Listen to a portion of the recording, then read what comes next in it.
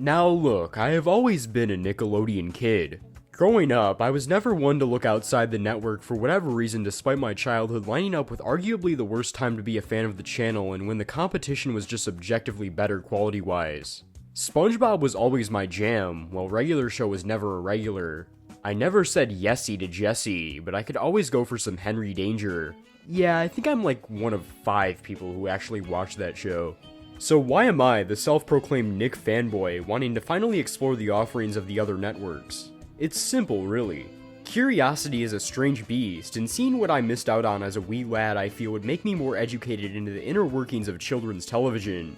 But where would I even start?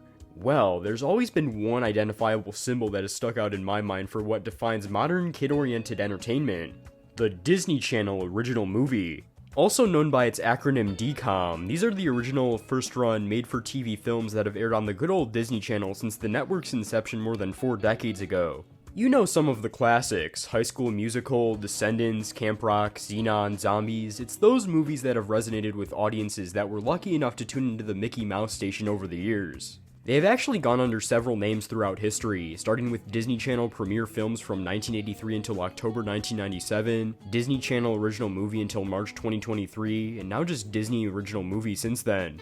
But that last one is key because there's another reason why I've been fascinated with these movies as of late.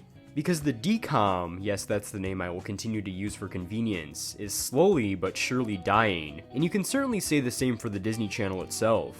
With the advent of Disney Plus, there really isn't a need for the DCOM anymore. Most people end up watching the new releases of these movies through the streaming service anyways, and thus the television premieres aren't really watched by anyone anymore. It's an unfortunate truth we have to face, especially considering these movies were once pillars of not just children's television, but television as a whole.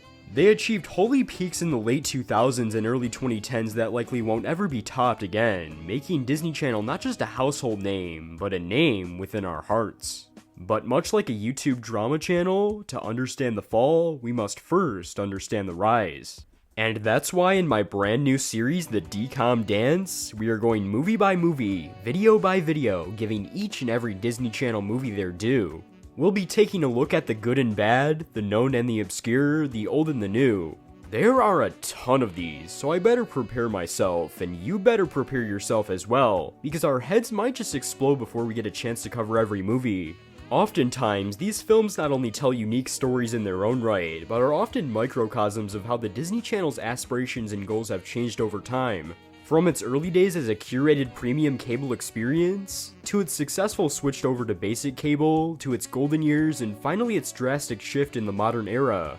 DCOMs conform to these measures more often than not, so think of this series as not only covering the evolution of the channel's films, but an indirect evolution of the channel verbatim.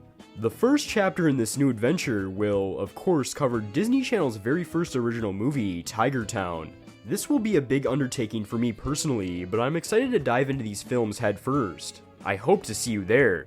This has been Buff Yoshi from BrayBray. Thanks for watching, like, subscribe, and you're watching the DCOM Dance.